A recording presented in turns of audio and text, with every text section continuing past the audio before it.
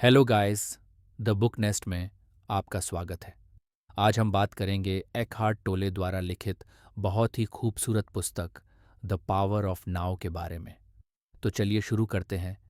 जब मैं पहली बार यह महसूस करता हूँ कि मेरा मन ही मेरी सबसे बड़ी परेशानी है, तो मुझे खुद से डर लगने लगता है। लेकिन वहीं से मेरी आत्मा की खोज शुरू होती है। कहानी शुरू होती है रवि नाम के एक युवा से, जो एक मध्यम वर्गीय परिवार में जन्मा, पढ़ा लिखा, नौकरी करता है, लेकिन भीतर से खाली है। उसके जीवन में सब कुछ है, नौकरी, पैसा, रिश्ते, लेकिन फिर भी उसे कोई गहरी बेचैनी है। वह हमेशा या तो अपने अतीत में जीता है या भविष्य को लेकर चिंतित रहता है। एक रात जब वो पार्क में अकेला बैठा होता है, उसकी मुलाकात होती है एक वृद्ध योगी से, जो एक गूढ़ मुस्कान के साथ उससे कहता है, क्या तुम अभी में जीते हो या समय के जाल में फंसे हो? रवि चौंकता है। वो सोचता है, अभी में कैसे जिया जाता है? क्या इसका कोई मतलब है? वहीं से द पावर ऑफ नाउ की असली शुरुआत होती है।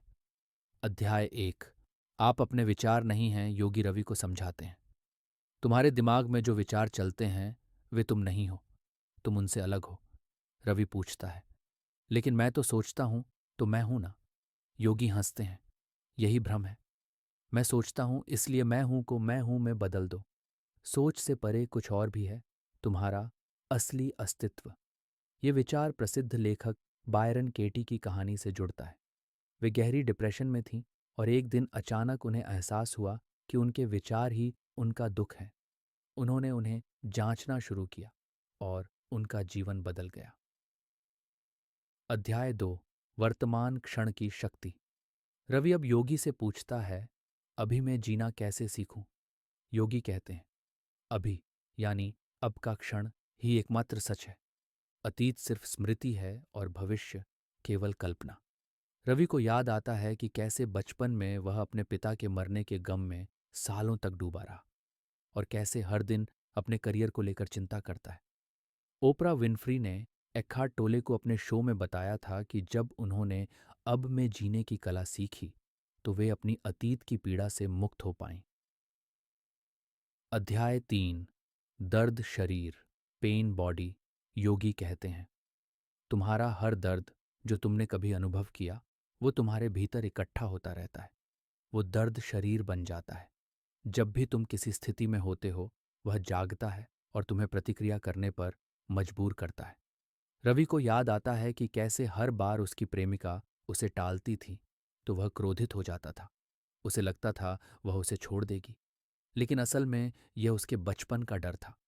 एक महिला, अनीटा मोरजानी, जो कैंसर से पीड़ित थीं, उन्होंने अपने आत्मिक अनुभव में बताया कि उनकी बीमारी उनके भावनात्मक दर्द से जुड़ी थी। जब उन्होंने उसे छोड़ दिया, तो चमत्कारिक रूप से वे स्वस्थ हो गईं। अध्याय 4। चेतना का जागरण। योगी रवि को सिखाते हैं, जब तुम अपने मन को एक पर्यवेक्षक की तरह देखने लगते हो, तब चेतना जागती है। तब तुम सोचने वाले नहीं बल्कि देखने वाले बन जाते हो।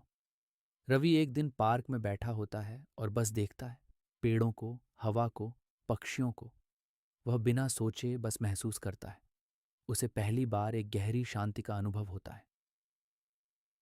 अध्याय 5। आत्मसमर्पण की शक्ति। जब तुम जीवन को जैसा है वैसे ही स्वीकार कर लेते हो, तब तुम सच्चे परिवर्तन की ओर बढ़ते हो। योगी कहते हैं, रवि अब लड़ाई करना छोड़ देता है। ऑफिस में स्ट्रेस हो या घर में लड़ाई, वह प्रतिक्रिया नहीं करता।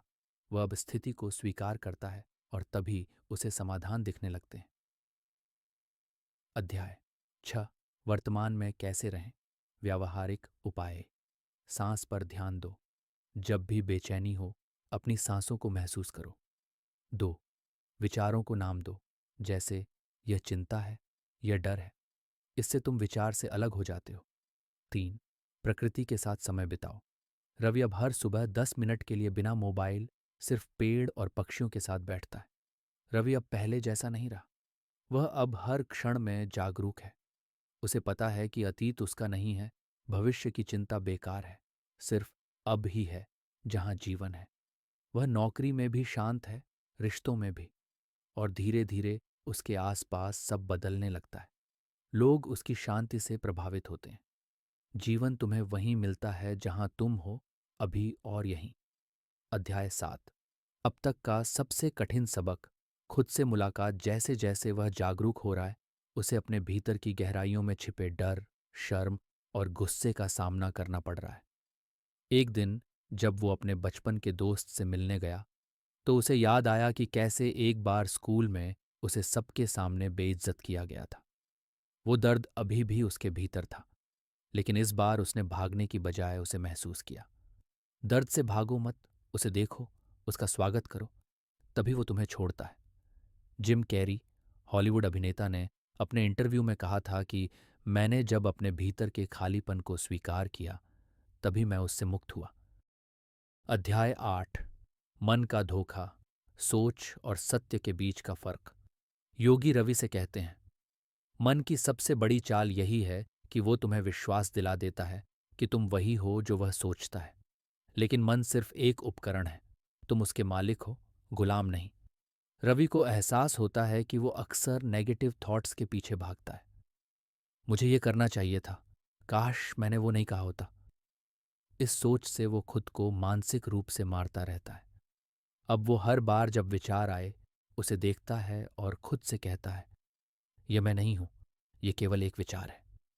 एखार्ट टोले ने बताया कि उनकी पूरी आत्मिक जागृति की शुरुआत उस एक रात से हुई जब उन्होंने खुद से कहा, मैं खुद के साथ और नहीं रह सकता। और तभी उन्हें एहसास हुआ, अगर मैं खुद के साथ नहीं रह सकता तो मैं और मेरा मैं अलग अलग हैं। अध्याय 9, परिवर्तन का बीज। भीतर से बाहर की ओर रवि को अब जीवन के छोटे छोटे क्षणों में आनंद आने लगा है। सुबह की चाय, बारिश की बूंदें, माँ की मुस्कान। पहले ये सब नजरअंदाज हो जाते थे क्योंकि उसका ध्यान या तो अतीत में था या भविष्य में। अब वह हर काम को पूर्ण जागरूकता के साथ करता है। जैसे कि बर्तन धोना, वो अब एक साधना बन जाती है।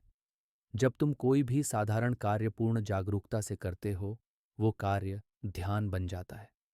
थिच नथ हान, वियतनामी जैन भिक्षु, ने हमेशा कहा, चाय पीते समय केवल चाय पियो, मोबाइल या भविष्य की योजना नहीं। यह अब में जीने का सबसे सरल अभ्यास है। अध्याय 10, रिश्तों में जागरूकता, प्रेम या निर्भरता। रवि की प्रेमिका श्रुति उससे अब बात कम करने लगी है। पहले रवि इससे डरता था, लेकिन अब वह शांत है। वह समझता है कि पहले वह श्रुति को एक जरूरत की तरह देखता था, मुझे उसकी जरूरत है। अब वह समझ गया है कि सच्चा प्रेम तब होता है जब हम दूसरे व्यक्ति को मुक्त रहने देते हैं। जब दो जागरूक आत्माएं मिलती हैं, तब प्रेम निर्भरता नहीं, स्वतंत्रता बन जाता है।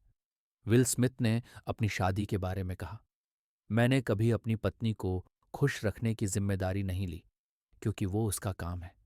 हम दोनों ने खुद को संपूर्ण बनाना सीखा। रवि को अब मृत्यु से डर नहीं लगता। वह समझ चुका है कि मृत्यु कोई अंत नहीं, बल्कि एक रूपांतरण है। और समय, वह केवल मन का एक प्रक्षेपण है। एक दिन वह अस्पताल में अपनी बीमार दादी के पास बैठा होता है। सब घबराए होते हैं, लेकिन वह बस उनका हाथ पकड़कर उन्हें देखता है, बिना कोई शब्द कहे। वह उनकी आत्मा को महसूस करता है। मृत्यु से डर केवल उसी को लगता है जो कभी पूरी तरह जिया नहीं। अध्याय, साक्षी भाव, सब कुछ देखो, कुछ मत पकड़ो। अब रवि हर परिस्थिति को एक पर्यवेक्षक के रूप में देखता है। ऑफिस में बॉस गुस्सा करे या बारिश में ट्रैफिक जाम हो, वो बस देखता है। जीवन कोई समस्या नहीं जिसे हल करना है, ये एक अनुभव है जिसे महसूस करना है। अब रवि अपने आसपास की दुनिया को वैसी ही स्वीकार करता है जैसी वो है। इसने उसके भीतर एक ऐसी शांति ला दी है जो बाहर के किसी भी बदलाव से नहीं हिलती। कुछ महीनों बाद रवि अब दूसरों को भी सिखाने लगा है कि अभी में कैसे जिया जाता है। वह एक छोटा सा ध्यान समूह शुरू करता है, जहां लोग बस चुप बैठते हैं और धीरे धीरे लोग अपने आप बदलने लगते हैं। एक दिन एक युवा लड़का उससे पूछता है, आप में इतनी शांति कहाँ से आती है? रवि मुस्कुराता है, मैंने खुद को पाया, और वो हमेशा यहीं था, इसी पल में। अध्याय 13, जागरूकता का अभ्यास, ध्यान, मौन और स्वीकृति। अब रवि रोज सुबह उठते ही सबसे पहले 10 मिनट आंखें बंद कर बैठता है। वो कोई मंत्र नहीं दोहराता, बस अपनी सांसों पर ध्यान देता है। धीरे धीरे उसके विचार शांत हो जाते हैं। योगी ने उसे सिखाया, ध्यान कोई क्रिया नहीं, ये केवल होने की कला है। रवि सीख चुका है कि अब जीने के लिए कुछ बनना नहीं, बल्कि जो है उसी में टिकना है। अगर आप ऐसी और भी लाइफ चेंजिंग बुक समरी सुनना चाहते हो, तो इस चैनल को सब्सक्राइब करें।